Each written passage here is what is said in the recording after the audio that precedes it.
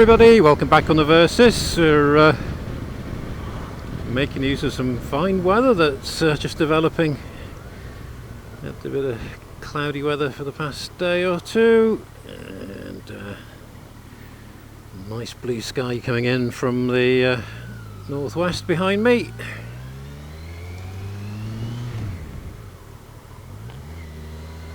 There we go. People not sure what they're doing, but there we are.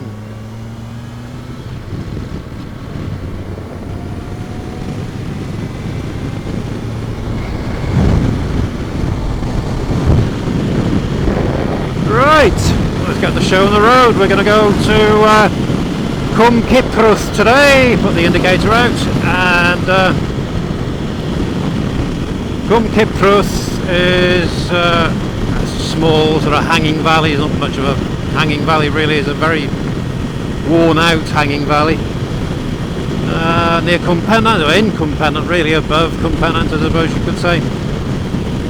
But there's an old copper mine, quite a well preserved one by the usual standards. It has an intact water wheel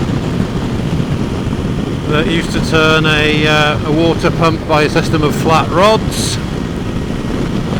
It was made in Truro.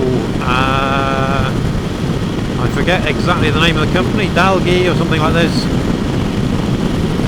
And not a very long-lived affair. It was opened in around about 1850, but it would wound up by 1894, so only about 45 years or so. And it has two vertical shafts and presumably two horizontal adits. The vertical shafts and one of the horizontals is flooded, so unless you've got a submersible ROV thing, and there's no prospect of seeing into those anymore. There'll be nothing much to see anyway. Mind you, actually that may not be true, because you get quite interesting copper formations on dry copper mine walls. Whether you get any sort of strange copper seepages underwater, I'm not sure. But anyway, we won't be looking at that because that's far too complicated and involved. So we'll have above surface look at all the remains there. Should be quite interesting. Not a huge affair, but never been there before. But it's a scheduled monument. So after watching this video, or you're planning on going there yourself, usual conditions apply. Please do so with respect. Don't damage things, take things away and all that kind of thing. Just take some photographs, enjoy the location of the remains, and leave it for the next people.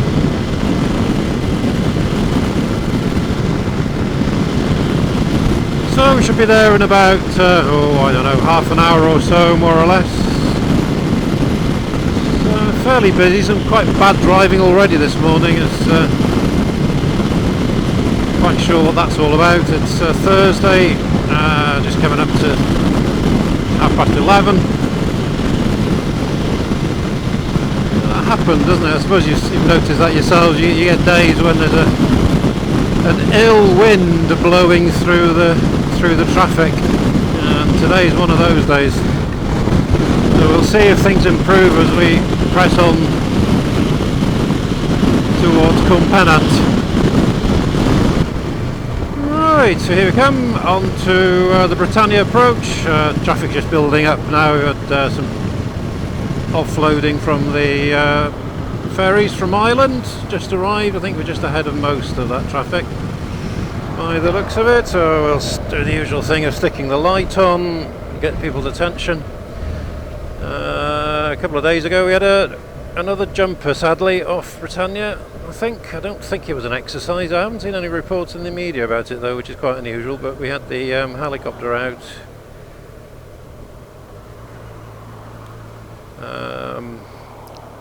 Hovering at deck level, just ahead of us there in what was quite a misty day, and lots of Coast Guard people out, and the helicopter was still out there quite a long time afterwards, going up and down the Menai Strait looking for the body by the looks of it. It could have been an exercise, I hope it was, but we have had a few jumpers of late as the economic situation takes its toll on, well, many I suppose, but not to that extreme hopefully, en masse anyway. So here we go, let's see how many people are awake today and how many people think they're sitting at home listening to the stereo. Okay, he's awake. I get the instant reaction when they see the lights and the fluorescent jacket. Give him a thanks. Pull up next to these people.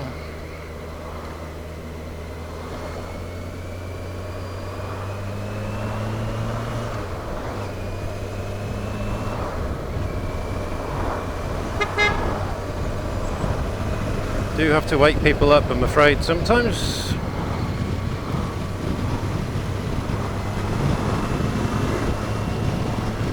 Get the indignant ones who refuse to move out of the way because of course it's illegal to overtake, they say, they think. I hate to think how many people have submitted video of me overtaking on this bridge. All of them will be sorely disappointed. Anyway, that's enough for the lights. Getting quite busy on the westbound. People coming in for holidays on the weekend here, and the general holidays as well, because school's out of course. Could do with a bit of fuel actually. We'll go off here I think. I got a Mercedes keeping a nice distance behind me today. He's been doing so of his own volition. A little hint for you if you're fairly new to biking, or even if you're not actually. If you make it fairly obvious that you're looking behind you, which should happen automatically with a helmet on, people can see that you're moving your head. Give a good look out behind you and make it obvious you're looking behind, and people who tailgate will very often, in fact more often than not I'd say, realise that they should increase the spacing. Doesn't always work, but you know, on a bike every little helps. So have a go at that one if you're next out and you've got some tailgaters. I don't imagine it'll work very well if you're in London and you've got complete idiots in a very expensive BMW or something, but yeah, give it a whirl. Right, so a couple of minutes away from the turn off, and yeah, it's turning out quite warm now actually. It's supposed to be up to about 22 Celsius today. Oh, that reminds me, I got a surprise gift in the post yesterday. Postman gave a knock on the door, which he quite often does anyway, but he left a parcel, not a parcel, a big envelope, an A4 envelope, and inside was a little message from my friend Masa-san who lives in Japan, who I made contact with and became friends with via the magic of radio. A long time ago now. We can only sort of establish contact with each other at just after sunrise when the radio propagation's good. I have tried recently, but I haven't spoken to him directly for a long while now, years in fact. But every year we send each other calendars at Christmas and a little message and the occasional check-up, or if we have anything like the tsunamis yesterday or anything. But yeah, it was a couple of nice bamboo fans. Apparently it's an old tradition in Japan during the hot season, the summer season, midsummer, to send little gifts. Apparently it's a tradition that's largely died out now, I'm told. So that was a very nice surprise. So one fan for my daughter effectively, one for my son. Yeah, that was very pleasant. There we are. So we're past turn off for Garendol Benmaen and then Cwm and then it'll have to be a lot of concentrating for the next 3 miles. Keep an eye out just after this turn here now, an old sheet zinc house, probably post-war, could be post First World War in fact. There it is, there's asbestos roof still standing. Wonderful. And they say they can't provide houses for the masses, and yet they can put things like that up which last for years. Yes, they're not the best quality and the best insulated, but you know, there are different materials available now. You can make them far better energy performing. In fact, at the moment I'm reading a surprisingly good book, a biography in 2 volumes. I'm reading 2nd volume at the moment by Michael Foot.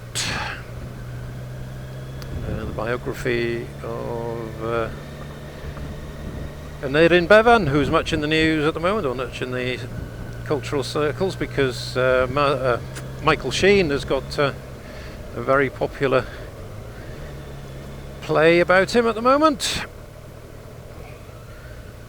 And yeah, very interesting read indeed. And of course, Aneurin Bevan is very well known for his role in creating the NHS, or finalising the creation of the NHS, really pushing it through. The foundations of it had been laid some years before, but he faced very stiff opposition from the BMA, which needed all of Aneurin Bevan's political cunning to overcome, which he eventually did. But Aneurin Bevan's lesser known role was as housing minister, and he made similar inroads into providing new homes. I think he managed about 280 odd thousand out of a target 300,000 every year for a couple of years. Died off as soon as he left office, unfortunately. But you know, a real man of principle.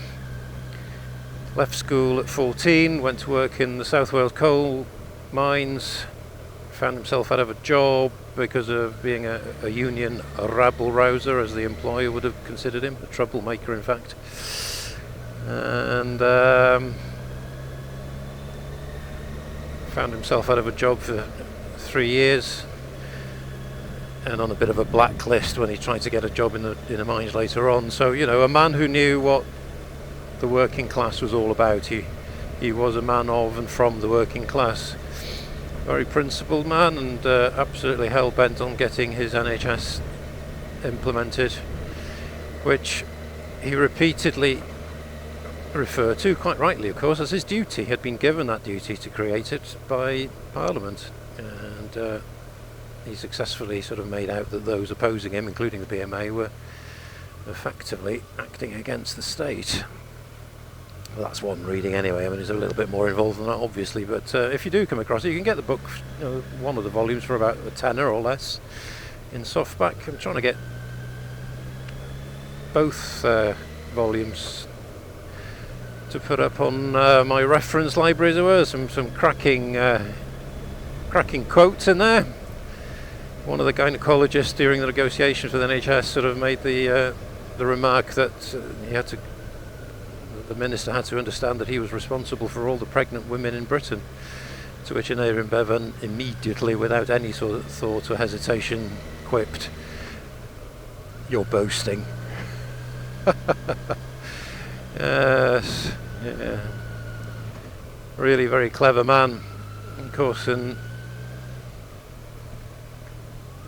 you know, how many people from that background with that level of intelligence get a crack at the whip of responsible jobs these days. Seem to have gone backwards rather than forward in terms of equal opportunities. Oh dear, let's go down a gear or two, why don't we, at random? There we are. Nothing to worry about. Quite quiet. And it's not as bad along this road as I remember. Oh, quite wet though, look at that. We had a few showers through yesterday.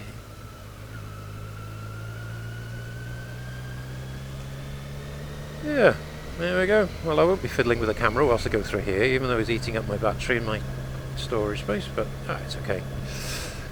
At this rate, we're only a few minutes away from pulling up an old slate quarry up there. Keep meaning to go and have a look at that, actually. It's never do, isn't it? Well, I suppose I could with a motorbike, quite easy to park. It's quite difficult to park a car around here, as you can see. Although that's a possibility there, isn't it? Bit of a lay-by. Yeah, old cows. Mostly standing up, so that's good for the weather forecast, I suppose, if you believe such things. Yeah, Cwm Pennant, another of the Cwm Ciprwth, the most fair of valleys, and it really is quite peaceful, doesn't suffer the inundation by tourists as so much of the rest of Eryri does. And, most of the old guard have left now. It's all been gentrified, though, the housing that's up here. There's quite a few houses up here, actually. Used to be poor farmers who rarely went anywhere. But today is a different story. Be careful on here, because people who come along here more often than I do tend to speed a little bit more. Get farm cars and stuff, farm trucks and stuff. So here we go. Not too very quiet. Time is it? It's kind of that in between time. Oh, here comes a car.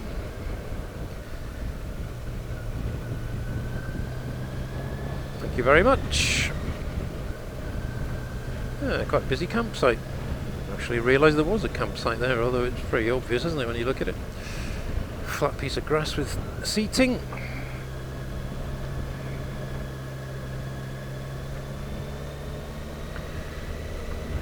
So we're just beginning to enter the valley now. It's not very obvious, but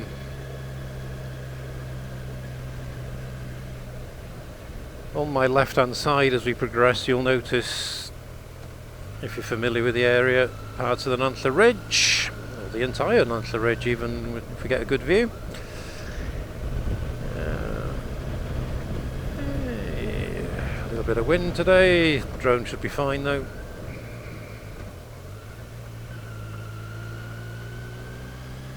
So yeah, this is just the lower part of the Nantlle Ridge. You wouldn't walk this bit if you were doing the ridge walk.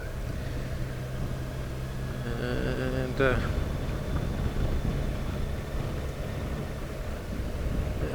the far end you got Moyle Hebog, which is quite a popular walk.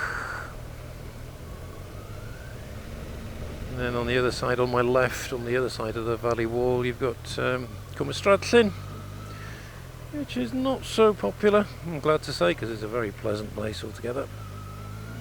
Nice little river to swim in there, should you be inclined. Just don't swallow the water, you never know what's in there. As my son discovered, he had to take some drink of water on his very long, 34-mile long Welsh 3000s recently. Violently ill for a couple of days from drinking stream water, which he kind of had to do out of desperation, really. Couldn't carry sufficient water, and didn't have a water filter or anything with him, so we got him a water filter so he doesn't make that mistake again. Although to be perfectly safe you need chlorine tablets, and even then Cryptosporidium isn't particularly affected by chlorine, so you know, it's the best you can do, a filter and some chlorine tablets when you're out in the mountains, really. There you go, look at that. That's a garn at the end, a sort of sticky uppy bit peak over there, which is above Ciprwth. Then it's the Nantlle Ridge running back towards my immediate left here. And, yeah, so Cwm Ciprwth is just over that ridge over there in the distance, looking straight ahead now. Got an easy walk to get there, really, although actually the National Park are quite good. They've been clearing the footpaths. There are a few footpaths which have been fenced up, which shouldn't happen but does sometimes, and there they cleared it up, fair play, even though it's largely in the middle of nowhere, not a very often used one. And here's a nice chapel that was done up not that long ago. It's fairly poor condition not that many years ago. People living in it now, I think. And an old telephone box, look at that. Oh, coming through here was a lot easier. Oh, I can see the postman come in.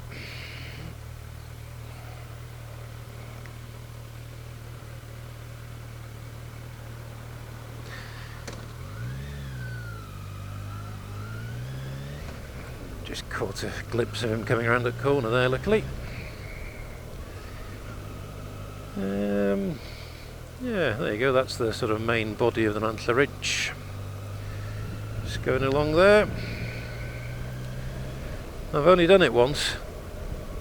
It's quite long, and the desperate thing about it is that about halfway through you have to lose about half the height that you've gained to get up it in the first place. My daughter did it just a few weeks ago. So one that you need 2 cars or a bus at the end. You need to come back to where you started from by a means other than walking, because it's far too long really to walk all the way back again. Doesn't look that long, but it is. I might do it in the winter, not too much of a summer walker me, as I keep telling you. So here we go, we're going into Cwm proper now, as you can see. And we're just going to go into that valley over there, the first significant valley really. Over this bridge. Yeah, a few trees have been diseased ones, I think, by the look of it. Yeah, the first time I came along here was with a CB500, and I was very nervous about it, I have to say. Much less so now, as I got a lot much more experience. I mean, I've been on a bike for 30 years. Well, I haven't been on a bike for 30 years, that's the whole point. I passed my test 30 years ago and did a lot of biking for about 2 or 3 years, and then stopped altogether for the remaining sort of 28, 27 years, and then got back on again about 2 years ago. And but I mean, this Versys has done wonders for my confidence on a bike. Really, it's so stable. I mean, you can literally just stand on 2 wheels, without actually moving, and keep your balance for quite a long time before you have to put your foot down.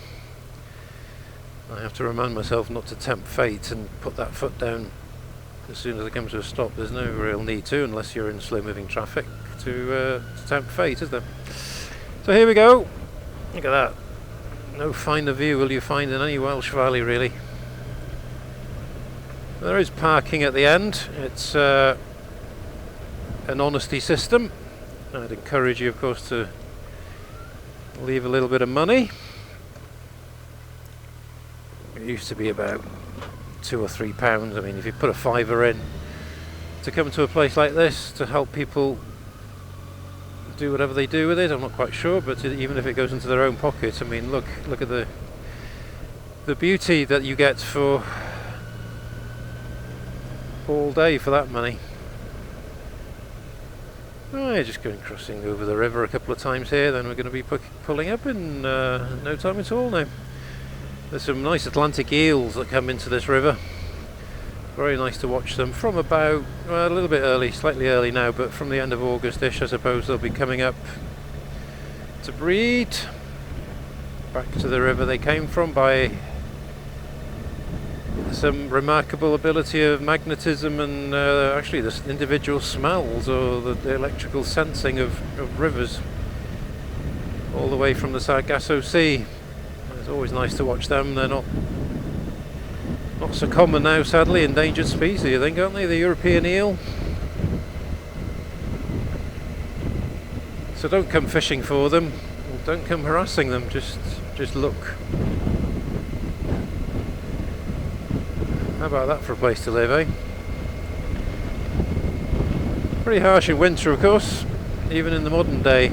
It gets snowed out here. It's a little bit windy, but we'll get the drone up anyway. We get the drone up in pretty much any wind up to about 35 miles an hour, something like that. It can be a bit of a challenge to recover it, but otherwise it's fine. Alright, well, the old bike's going to be pretty warm, in need of some fannage when we pull up, I think. got a bit of a headwind to help the cooling process though. Here we are. Well, there's people here already. Not really surprised actually. Especially this time of day. Here we are. Here's a good place to watch some European eels. Okay, where shall I pull up? Well, not directly in front of the gate, I don't suppose, but get my feet down for that little bit there. There we go. Right, well, the first thing with any walk that's fairly new to me anyway is that we have to work out which way we're going. I think I can see a little gate over there, but that's the kind of valley we have to get into behind the back of this lump here. So it's not such a climb, it's about 300 feet or so, so we shouldn't take too long, about half an hour maybe. I think. Alright, so here is a little stile which is not actually on any map. There's a public footpath marker on it. Now, the public footpath on the maps goes down through that bottom field somewhere. There's no sign of it. Anyway, let's see what we can see. It's quite a new style by the looks of it. Right, so up through the trees in search of Cwm Ciprwth, the inevitable sheep. Nice and cool here.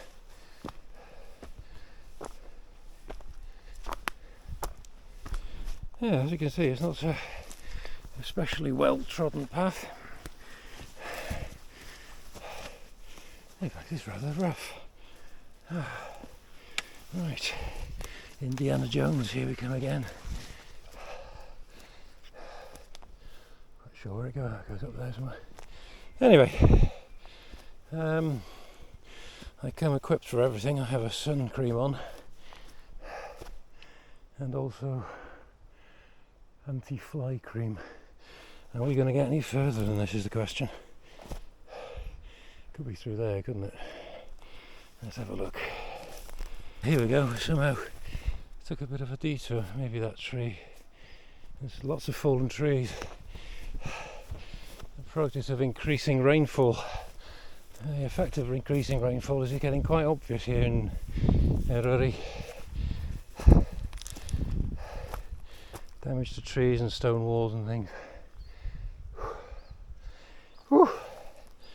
Right, I think this is more of a sheep path than a human path, but we shall persevere and sure end up very muddy in the process.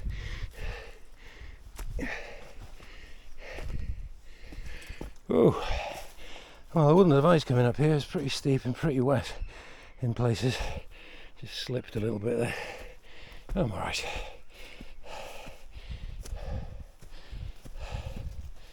As you can see, not many people come through. I'm sure there's traffic here. Is sheep. This is quite a narrow woodland. In fact, we're coming through it already. And we should emerge onto the mountain in not such a long period. Oh, there we are. A useful footpath marker after a gap of several hundred yards. There's another one. There we are. At least we're getting to where we need to get to. And lucky I didn't smash the camera there. Right, well, immediately we come out of the forest, or the woodland. You can see tailings in a characteristic ochre colour, which will tell you there's a copper mine around. In fact, I can see it's probably an old drum house up here. This may have been I don't know, it could have been an incline. It doesn't seem to be, but let's have a look at this building up here. Oh, straight away, and at it. People have been trying to get in, of course. Don't blame them, I do as well. You can see down there, look, here's one level, there's a second level down there, and the second level, I can't hear water so it's probably traversable.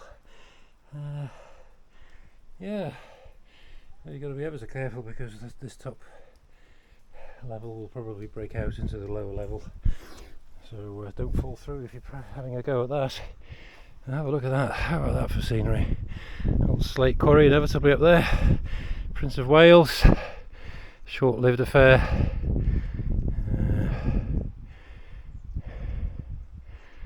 Yeah, very nice open landscape.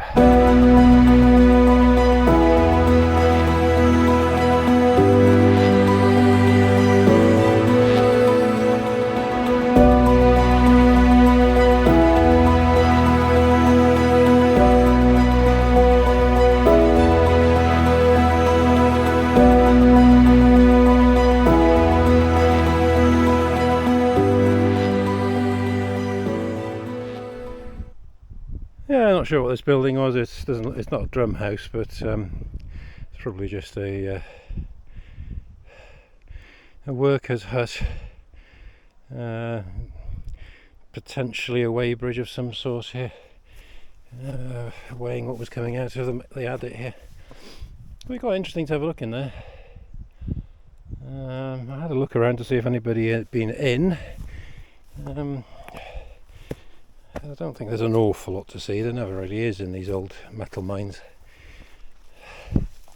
But anyway, we're going to go upwards through the bracken. Hopefully we don't get too many or any sheep ticks in sheep country here. And we should, in a fairly short few minutes, break out at the copper mine proper. Let's hope so, because I'm not really in the mood for a very long walk today. There was also a sheepfold somewhere around here that I need to capture. I'll have a look at the map in a little bit. And quick as a flash, as soon as we cover the ridge here, there it is. There is the copper mine. Just a 20-minute walk at most from the parking place. I recognise the mountain up there. I came up from Gandol Ben mine last winter, or the winter before, up to take some pictures of a sheepfold, and then I went all the way along there and found myself up on Nuntler Ridge when I didn't really intend to. There's another good sheepfold on the other side of this hill here. But yeah, you see the old water wheel. I'll go and have a good look at that in a minute. Right, well, the route's fairly obvious, although the path's not very clear. It's obviously not well trodden. I hate bracken. There we are. Not very nice on the legs. There's a fairly short traverse through here. Hopefully it doesn't get too boggy down the bottom here.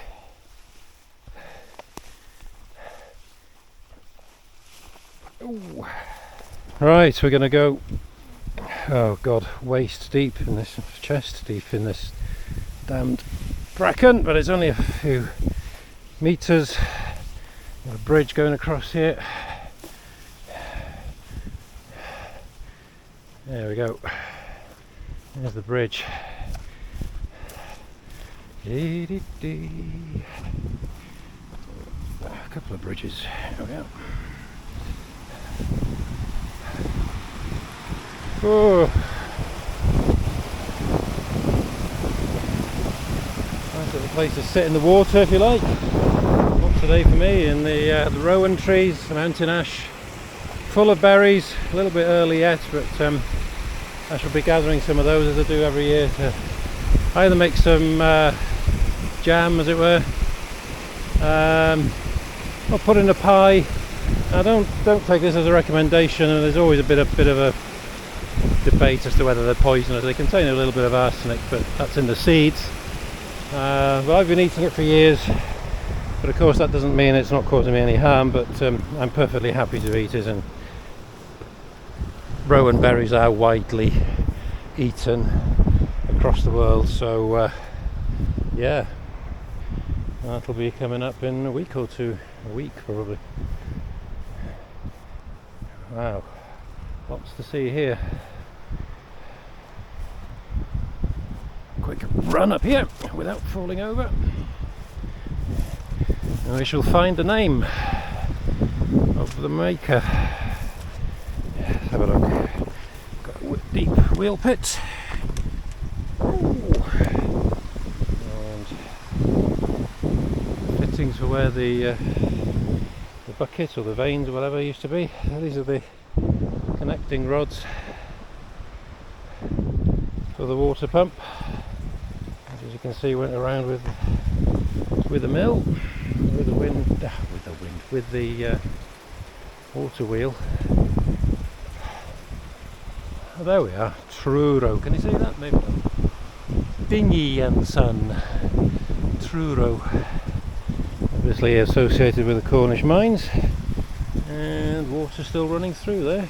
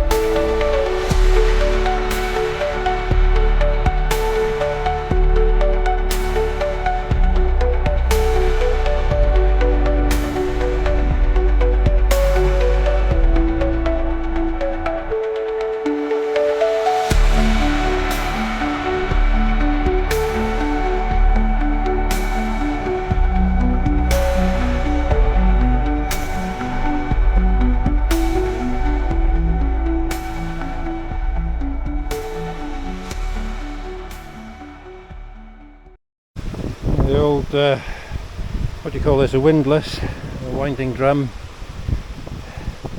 pretty substantial.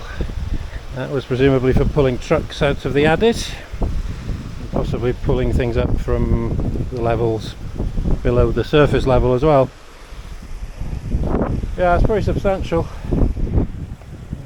And yeah, the teeth don't mesh, so actually it's come away from its anchor, so it would have been permanent. It didn't have a clutch or anything.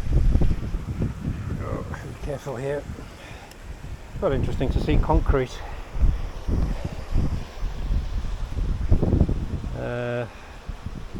Which is original by the looks of it. That goes back to the mid 19th century, presumably. Either that or it's been refitted. It might have been refitted actually. But anyway, yeah. So I don't know of any other mines which are this well preserved,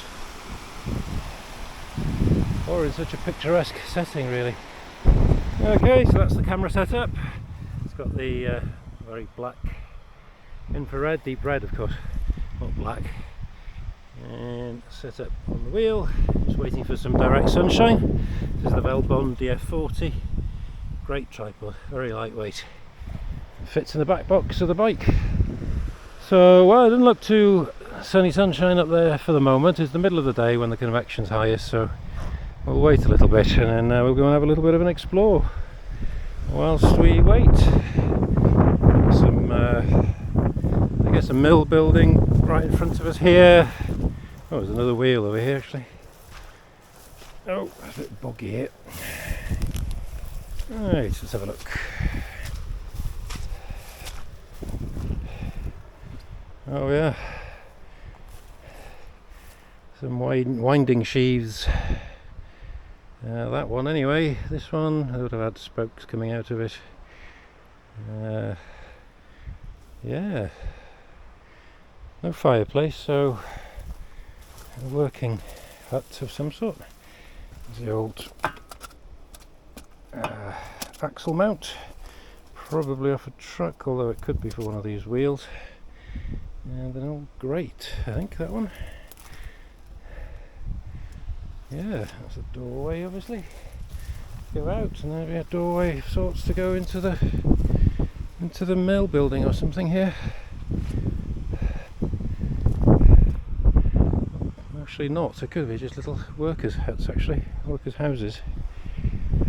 Yeah, so I was quite intrigued to know how these rods worked, because you've got the wheel that goes round, and then off the axle is an arm that alternately pulls and pushes, or in a circular fashion, what do you call it? It's reciprocating motion, isn't it? It pulls these rods made of timber.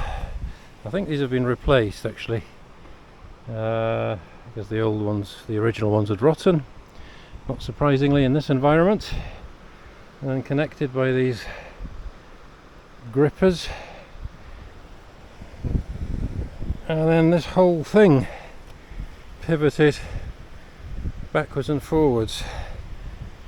I wondered if this was an offset axle, but no, it isn't. The whole thing just moves backwards and forwards. That must have been something to see in operation. Bit of a pit down there, not sure. Let's have a look what that was for. That was water supplied to the wheel, was it, possibly? Not sure how water came in here. Overshot is much more efficient than undershot, but I think it was an undershot wheel. Well, yeah, and there's another pit here. There must have been another wheel here, look. What for? Presumably for power takeoff into that building, I don't know. I haven't seen any plans. And then here we are, we have a box, which was the counterweight, I think, to, which would have been filled with rocks, I guess. The counterweight for the actual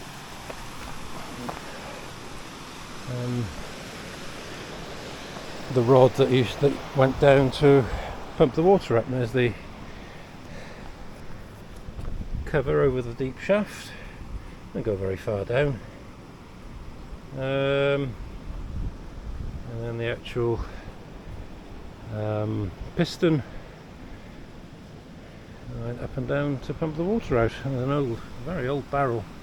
Go and have a look at that. I'm not too enthusiastic to go and stand on that piece of wood. It's been restored, but yeah, that's a pretty old barrel. I've never seen one of those before. I'm sure you lot have. Plenty of water anyway. Water power. There's the old, what would have been the old brake cleaver. Broken now.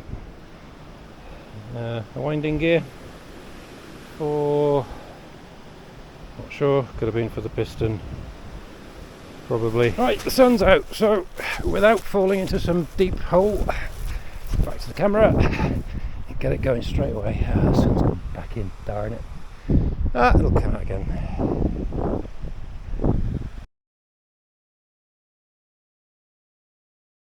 Right, well, we're set up for a wider view of the whole system. Wait for a bit of sunshine. Here we go. Clearing, the clearances are very short-lived, so we shall have to be a little bit more patient.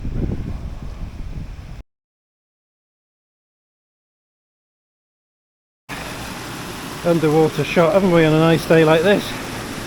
A nice location like this. Very convenient zones. Here we go, everybody. 3, 2, 1.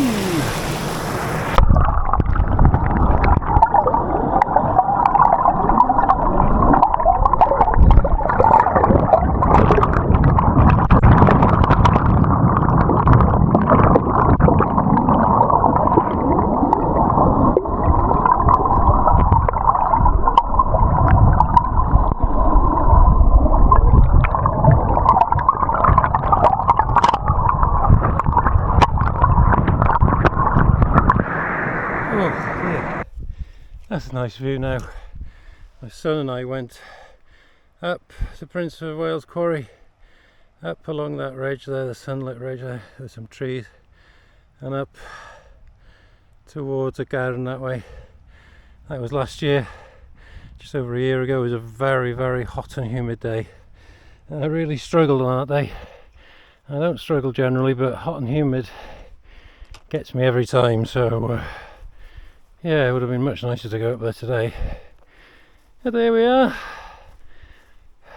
beautiful Cwm Pennant. And if you're wondering what's on this side, over the ridge here, over the Nantlle Ridge, you've got the Nantlle Valley, Talasaun, Penygroes. Over there, right there, Wyddfa, Snowdon. And then over on the other side of these is Cwm Ciprwth, the other side of Moel Hebog here. The names of these mountains I can't actually remember, but there we are. I'll have to go and explore up there one day. There we go. Well, the bike's not too far. I can see the pool down there. I can see my bike still there. It's always a bit of a relief. So we'll be down there in no time. And there we are, folks. That was Cwm Ciprwth. There we are. A few people around, nothing much. A couple of kids having a bit of a swim. A few retired people on holiday having a bit of a walk.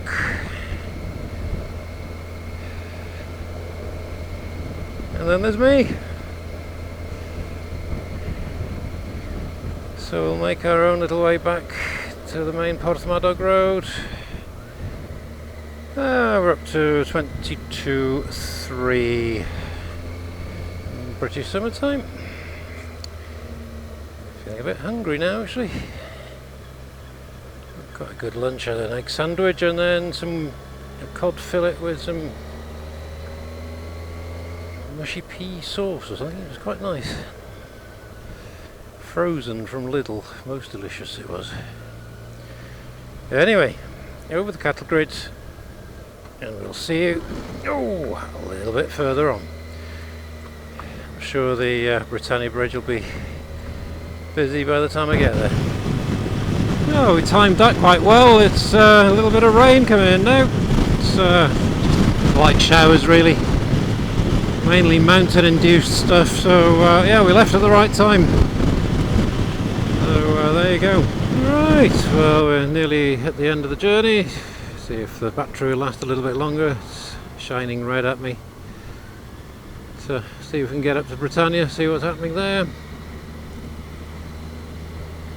Okay. Faulty advisory.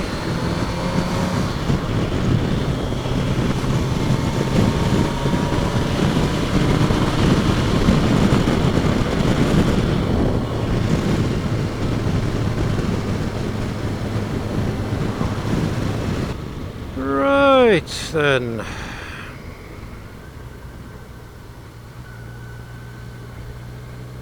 Right there, Sunny Gem.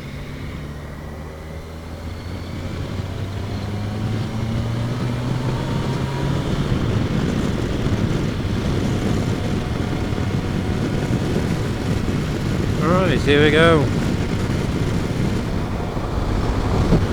Clear on.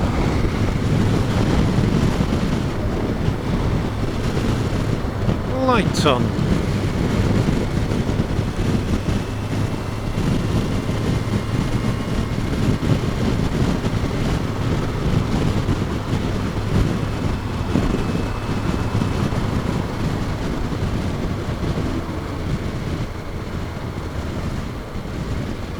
I'm not going to get out of the way, there we are.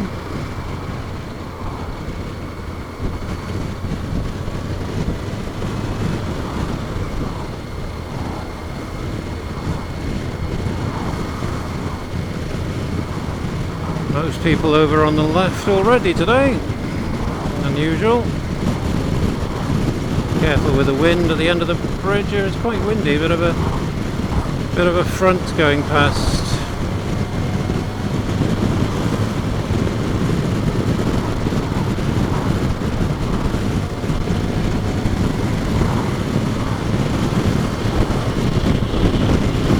That's all that traffic dispatched with.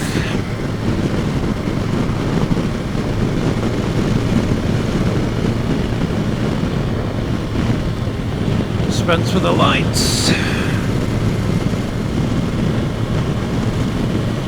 There we are, folks. Well, thanks very much for joining me on not a very long jaunt into the mountains today, but an interesting one all the same.